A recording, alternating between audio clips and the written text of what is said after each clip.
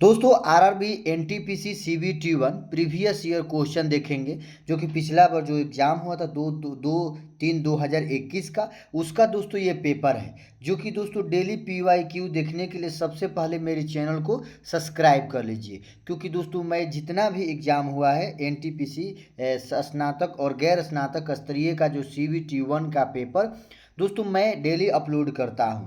तो चलिए दोस्तों स्टार्ट करते हैं। जो कि पहला क्वेश्चन क्या दिया गया है, कितने समय में साधारण ब्याज की 10% वार्षिक दर पर निवेशित कोई धनराशि स्वयं से 40% अधिक हो जाएगी। तो दोस्तों मान लीजिए कि मूलधन कितना है दोस्तों P, तो मिश्रधन कितना हो जाएगा स्वयं की 40%, यानी मिश्रधन कितना हो जाएगा दोस्तों P इंटू 40% अधिक, यानी 140 हो गया।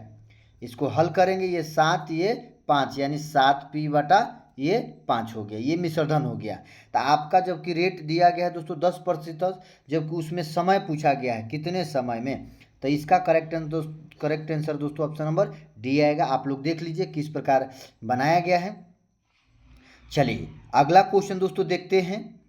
क्वेश्चन नंबर 2 है, दृश्यमान विकिरण की खोज किसने की थी? Option number C Isaac Newton ने। दोस्तों दृश्यमान विकिरण की खोज किसने की? आइजक न्यूटन ने। चलिए अगला क्वेश्चन है कि केंद्रीय भारतीय भाषा संस्थान इनमें से किस भारतीय राज्य में स्थित है? तो दोस्तों केंद्रीय भारतीय भाषा संस्थान किस राज्य में स्थित है? ऑप्शन देखते हैं। तो इसका correct answer option number C Karnataka में। चलिए अगला क्वेश्चन है, क्वेश्चन नंबर 4 है कि 24 सेंटीमीटर 28 सेंटीमीटर विमाओं वाले एक आयत को समान परिमाप वाले एक समचतुर्भुज में परिमिति के परिवर्तित किया जाता है, जिसका कोण 120 डिग्री है। तो उस समचतुर्भुज का क्षेत्रफल ज्ञात कीजिए। इसका करेक्ट आंसर दोस्तों ऑप्शन नंबर सी आएगा, जो कि 338√3 सेंटीमीटर स्क्वायर। आप लोग देखिए किस प्रकार बनाया गया है। जो कि दोस्तों ये जो है ना क्वेश्चन नंबर 4 है, जो एनटीपीसी CBT 1 में क्वेश्चन ये पूछा गया है। चलिए अगला क्वेश्चन देखते हैं। क्वेश्चन नंबर 5 है, दिया गया है कि निम्नलिखित में से किस उपकरण का उपयोग रासायनिक ऊर्जा को विद्युत ऊर्जा में रूपांतरित करने के लिए किया जाता है? तो दोस्तों रासायनिक ऊर्जा को विद्युत ऊर्जा में परिवर्तित करने किसका? बैटरी का। केमिकल एनर्जी से इलेक्ट्रिकल एनर्जी में किया जाता है। चलिए अगला क्वेश्चन देखिए दोस्तों, ये जो है मोमबत्ती क्या करते हैं? रासायनिक ऊर्जा को प्रकाश एवं ऊष्मा ऊर्जा में, प्रकाशीय सेल जो सौर ऊर्जा को विद्युत ऊर्जा में, बैटरी क्या करती है दोस्तों? रासायनिक ऊर्जा को विद्युत ऊर्जा में, और इलेक्ट्रिक मोटर विद्युत ऊर्जा को यांत्रिक ऊर्जा में। यह इलेक्ट्रिक मोटर जो है विद्युत ऊर्जा को यांत्रिक ऊर्जा में। और डायनेमो क्या करता है दोस्तों? विद्युत यांत्रिक ऊर्जा को विद्युत ऊर्जा में, यांत्रिक ऊर्जा को विद्युत ऊर्जा में डायनेमो उल्टा करता है मोटर का। चलिए अगला क्वेश्चन है कि जी गुरुत्वाकर्षण का मान r त्रिज्या के मान के अनुसार बदलता है, तो जिसकी छात्र को किसी छात्र को g का मान कहाँ पर न्यूनतम प्राप्त होगा? ऑप्शन नंबर ए भूमध्य रेखा पर। चलिए अगला क्वेश्चन दोस्तों क्वेश्चन नंबर 7 है कि 50 छात्रों के प्राप्तांक का माध्य दोस्तों 40 है। बाद में पता चला कि एक प्राप्तांक 43 को गलती से 23 पढ़ लिया गया, तो सही माध्य ज्ञात कीजिए। तो दोस्तों सबसे पहले जो कि 50 छात्रों का प्राप्तांक माध्य कितना है? 40 है, यानी 50 में 40 से गुना कर देंगे, कितना हो जाएगा दोस्तों? 2000। उसके बाद सही माध्य कितना हो जाएगा दोस्तों? 2000, जो कि 43 को गलती से 23 पढ़ लिया गया है, यानी कितना ज़्यादा पढ़ लिया गया है? 43 में से 23 घटा दो, क्या है दोस्तों? 43 में से 23 माइनस कर दो, और बाटा टोटल कितना छात्र है दोस्तों? 50। हल कीजिए, correct answer option number C आ जाएगा। चलिए अगला क्वेश्चन है, क्वेश्चन नंबर 8 है। दिया गया है कि 131 मीटर और 89 मीटर लंबी 2 रेलगाड़ियाँ सम्मुख दिशाओं में चल रही है, जिसमें से एक की चाल 42 किलोमीटर प्रति घंटा और दूसरी की चाल 30 किलोमीटर प्रति घंटा है। एक दूसरे से मिलने के बाद कितने समय में वो एक दूसरे को पूरी तरह से पार कर लेगी?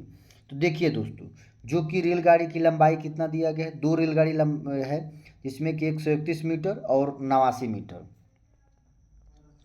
जबकि जिसमें से एक की चाल 42 किलोमीटर प्रति घंटा है, दूसरे की चाल इतना है। एक दूसरे से मिलने के बाद जो कि रेलगाड़ी सम्मुख दिशाओं में चल रही है, तो दोस्तों ये दोनों जुड़ जाएगा। इसका लंबाई कितना हो जाएगा? दोनों जुड़ जाएगा। एक दूसरे को पार करने में। जबकि चाल दिया गया, आप लोग देख लीजिए, चाल दिया गया है, दूरी दिया गया है, तो समय निकालिए। समय बराबर क्या होता है, दूरी बटा चाल होता है। तो ये जो दोस्तों किलोमीटर में दिया गया है, मीटर प्रति सेकंड में, किलोमीटर प्रति घंटा को अगर मीटर पर सेकंड में बदलते हैं तो 5/18 से गुना कर देते हैं, मीटर पर सेकंड में बदल जाएगा। करेक्ट आंसर दोस्तों ऑप्शन नंबर बी आएगा। आप लोग देख लीजिए। चलिए अगला क्वेश्चन देखते हैं। क्वेश्चन नंबर 9 है कि निम्नलिखित में से कौन सा कंप्यूटरों पर प्रयोग किया जाने वाला डेटाबेस सॉफ्टवेयर नहीं है। MS Word, option number C इसका करेक्ट आंसर है। चलिए अगला क्वेश्चन है दोस्तों, दिया गया है 151, 153, 158, 65 दोस्तों की और माध्यिका ज्ञात की। इसका दोस्तों माध्यिका ज्ञात करना है। तो दोस्तों 10 का कमेंट बॉक्स में आप लोग आंसर बताइएगा, जबकि इसका माध्यिका ज्ञात करना है। चलिए अगला क्वेश्चन है। क्वेश्चन नंबर 11 है कि दो धनात्मक संख्याओं का अनुपात 7:9 है और उनके लघुत्तम समापवर्तक और महत्तम समापवर्तक का गुणनफल इतना है, तो संख्याओं का योग ज्ञात कीजिए। तो देखिए दोस्तों, जो की संख्या दो धनात्मक संख्याओं का अनुपात कितना है, 7:9 है। जबकि LCM और HCF का गुणनफल कितना है दोस्तों, इतना दिया गया है 25,200। तो संख्याओं का योग ज्ञात करना है। तो ये जो है अनुपात में है, तो ये 7x हो गया, ये 9x हो गया। तो दोस्तों पहले संख्या इंटू दूसरी संख्या बराबर LCM इंटू HCF होता है। तो LCM और HCF का गुणनफल कितना है, 25,200। पहली संख्या कितनी है दोस्तों, 7x, दूसरी संख्या 9x। x का मान निकाल लीजिए, उसके बाद दोस्तों संख्या का योग संख्या भी निकाल लीजिए, उसके बाद जोड़ दीजिए। Correct answer option number B आएगा 320। आप लोग देख लीजिए।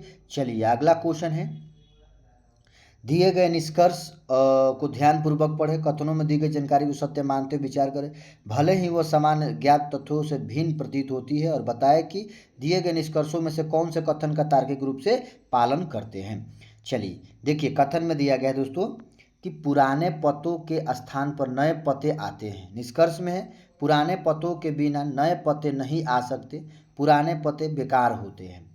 कौन सा दोस्तों आंसर करेगा, ऑप्शन नंबर सी, न तो एक निष्कर्ष करता है और न ही दो पालन करता है। ये जो है ना दोनों पालन नहीं करता है।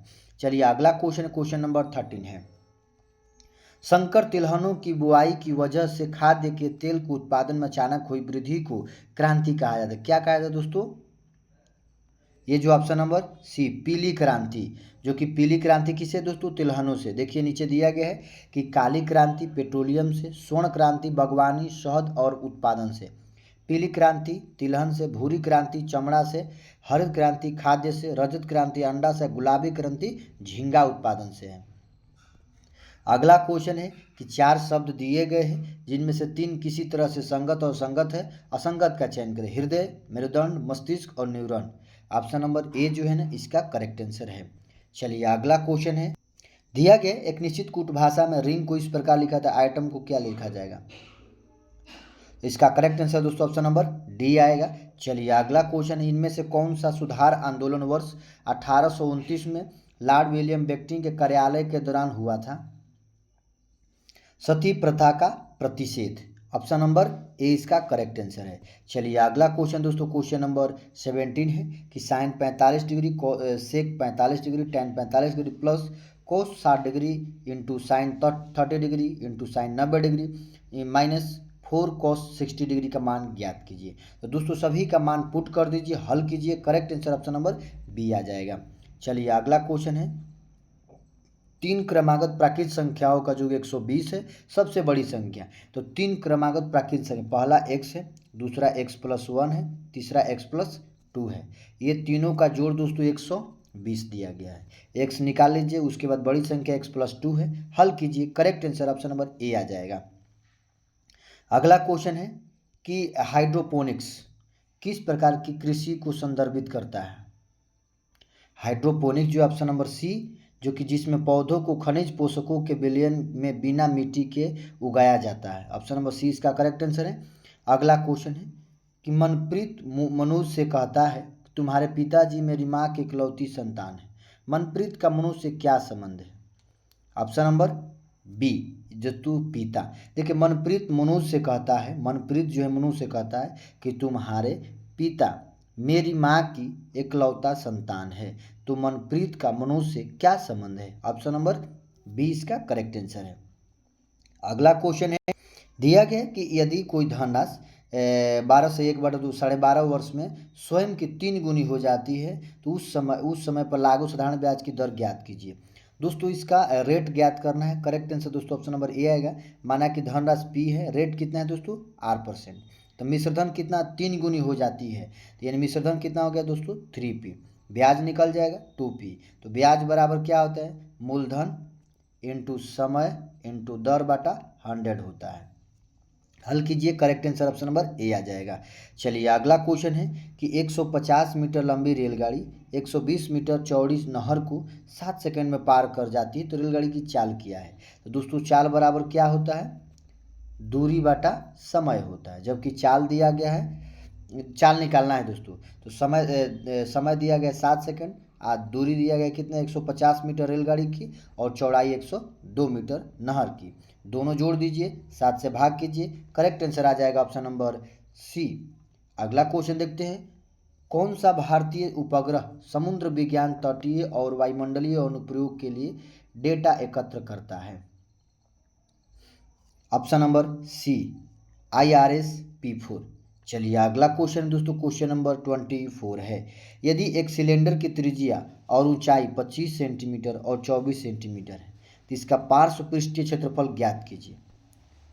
दोस्तों जबकि सिलेंडर की त्रिज्या दिया गया और ऊंचाई कितना? 25 सेंटीमीटर और 42 सेंटीमीटर, तो उसका पार्श्व पृष्ठीय क्षेत्रफल ज्ञात करना है। तो दोस्तों इसका correct answer option number D आएगा, 6600 सेंटीमीटर स्क्वायर।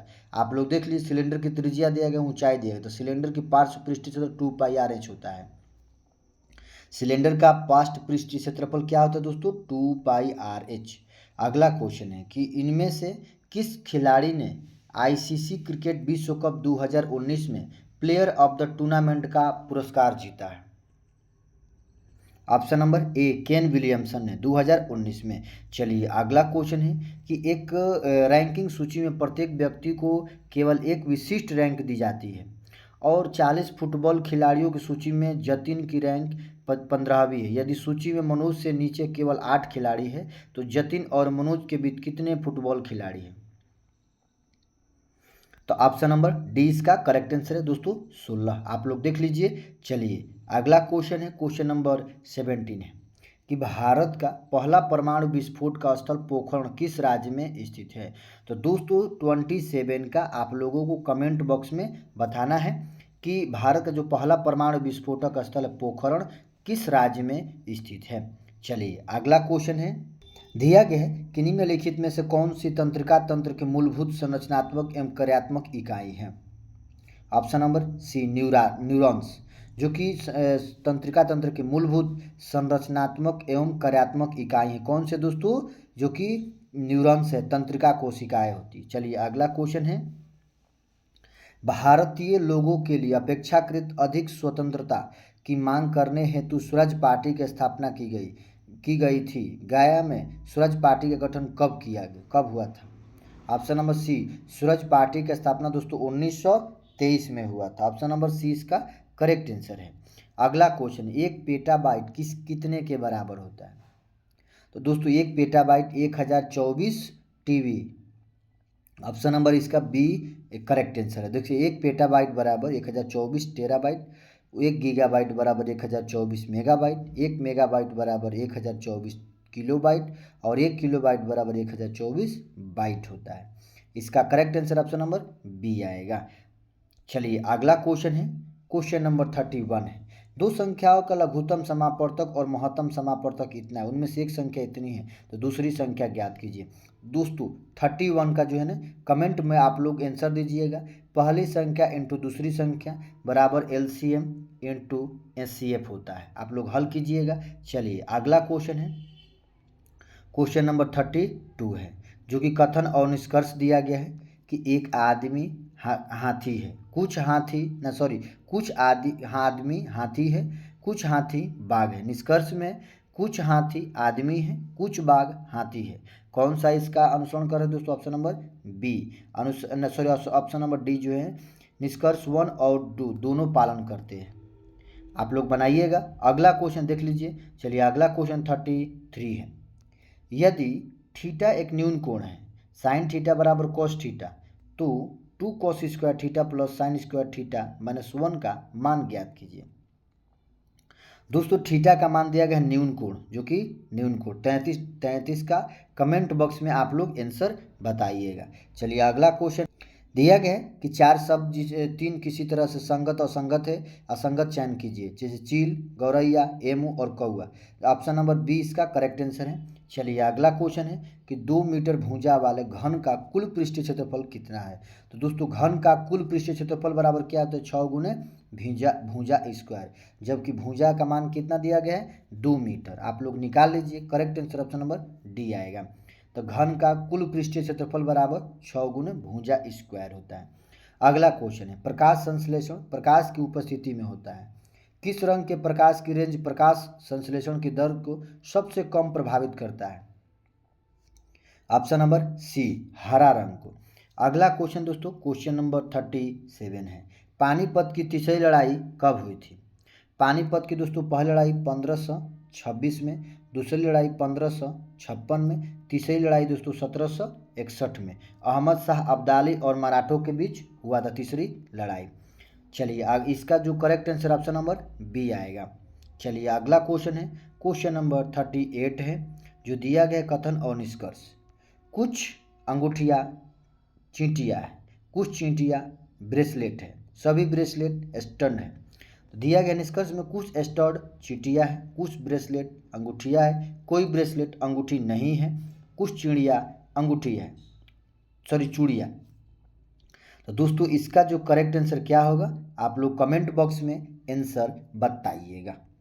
चलिए अगला क्वेश्चन है 39 है कि यदि हॉकी को मेज के रूप में, बास्केटबॉल को बेड के रूप में, बैडमिंटन को स्टूल के रूप में, क्रिकेट को डेस्क के रूप में, तो इनमें से कौन सा खेल 2 खिलाड़ियों या टीमों के बीच नेट लगाकर खेला जाता है। ऑप्शन नंबर ए जो है स्टूल। स्टूल किसको दोस्तों, बैडमिंटन में 2 लोग खेलते हैं। अब बैडमिंटन को यहाँ स्टूल के रूप में दिया गया है, तो ऑप्शन नंबर इसका ए करेक्ट आंसर है। चलिए अगला क्वेश्चन है कि 4 शब्द दिए गए हैं, 3 किसी तरह से संगत है, 1 असंगत है, जैसे कांटा, चम्मच, कलम, चाकू। ऑप्शन नंबर सी इसका करेक्ट आंसर है, कलम। अगला क्वेश्चन है कि रेल का इंजन, रेल का इलेक्ट्रिकल इंजन और रेल का डीजल इंजन कौन सा दोस्तों सही होगा। ऑप्शन नंबर ए, बी, उसके बाद दोस्तों सी, डी देख लेते हैं, जो कि सी, डी। तो देखिए इसका correct answer option number D आएगा, जो कि रेल है, रेल का इंजन है, उसमें रेल का इलेक्ट्रिकल इंजन और रेल का डीजल इंजन होता है। ऑप्शन नंबर डी इसका करेक्ट आंसर है। अगला क्वेश्चन है कि 1987 में किस संवैधानिक संशोधन अधिनियम के तहत गोवा को विधानसभा युक्त पूर्ण राज्य बनाया गया था और दमन और दीव को केंद्र शासित प्रदेश के रूप में गठित किया गया था। ऑप्शन नंबर ए 56वें संविधान संशोधन द्वारा 1987 में। अगला क्वेश्चन है कि 3 कक्षाओं के छात्रों की संख्या का अनुपात दोस्तों 2:3:5 है। यदि प्रत्येक कक्षा में छात्रों की संख्या 30 है, 30 की वृद्धि की जाती है, यह अनुपात 4:5:7 हो जाती है, तो वृद्धि के पश्चात छात्रों की कुल संख्या कितनी थी। आप लोग देख लीजिए दोस्तों, correct answer option number D आएगा 240। चलिए अगला क्वेश्चन है, दिया गया है कि खाली स्थान भारत सरकार द्वारा ईमेल, आउटबाउंड डायलिंग और एसएमएस संदेशों के माध्यम से भारतीय नागरिकों के संपर्क करने हेतु प्रयोग की जाने वाली इलेक्ट्रॉनिक प्रणाली कौन है। ऑप्शन नंबर डी ई संपर्क। चलिए अगला क्वेश्चन है कि सड़क यातायात शिक्षा संस्थान भारत के किस शहर में स्थित है। ऑप्शन नंबर ए फरीदाबाद में। दोस्तों सड़क यातायात शिक्षा संस्थान भारत के किस राज्य में है, फरीदाबाद में। अगला क्वेश्चन है कि 2020 में वैश्विक भूखमरी सूचकांक में भारत किस स्थान पर था। ऑप्शन नंबर बी 94 स्थान पर। अगला क्वेश्चन दोस्तों, निम्नलिखित में से कौन सा कथन सही है। सुचेता कृपलानी भारत की प्रथम महिला राष्ट्रपति थी। सुचेता कृपलानी भारत की प्रथम महिला प्रधानमंत्री थी। सुचेता कृपलानी किसी भारतीय राज्य की प्रथम महिला मुख्यमंत्री थी। चौथा है दोस्तों, सुचेता कृपलानी भारत की प्रथम महिला राष्ट्रपति थी। तो दोस्तों इसका करेक्ट आंसर जो कि सुचेता कृपलानी जो है ना, भारत की भारतीय राज्य की प्रथम महिला मुख्यमंत्री थी? उत्तर प्रदेश की, चलिए, सुचेता कृपलानी। चलिए अगला क्वेश्चन देखते हैं, क्वेश्चन नंबर 48 है। कौन सी ग्रीन हाउस गैस नहीं है? मीथेन, कार्बन डाइऑक्साइड, ऑक्सीजन और हाइड्रोकार्बन। ऑप्शन नंबर सी जो है ना, ग्रीन हाउस गैस नहीं है। कौन कौन से है दोस्तों? कार्बन डाइऑक्साइड है, मीथेन है और हाइड्रोफ्लोरोकार्बन है। ये जो है ना, ये ग्रीन हाउस गैस है। पृथ्वी के चारों ग्रीन हाउस गैस की एक परत बनी हुई है इस तरह से, जैसे methane, nitrous oxide, carbon dioxide जैसी गैसें शामिल होती है, ऑक्सीजन नहीं। चलिए अगला क्वेश्चन है, अंतर्राष्ट्रीय साक्षरता दिवस कब मनाया जाता है? ऑप्शन नंबर ए 8 सितंबर को दोस्तों अंतर्राष्ट्रीय साक्षरता दिवस मनाया जाता है। अगला क्वेश्चन है कि किस देश को जोगियों का देश के नाम से जाना जाता है? ऑप्शन नंबर ए उत्तर कोरिया, माने जोगियों के देश के नाम से, माने कहते हैं कि हर्मिट किंगडम के नाम से जाना जाता है। ऑप्शन नंबर 20 ऑप्शन नंबर ए इसका करेक्ट आंसर। दोस्तों ये 50 क्वेश्चन कंप्लीट होता है। अगर वीडियो अच्छा लगे तो लाइक, सब्सक्राइब, शेयर जरूर करें। जय हिंद, वंदे मातरम।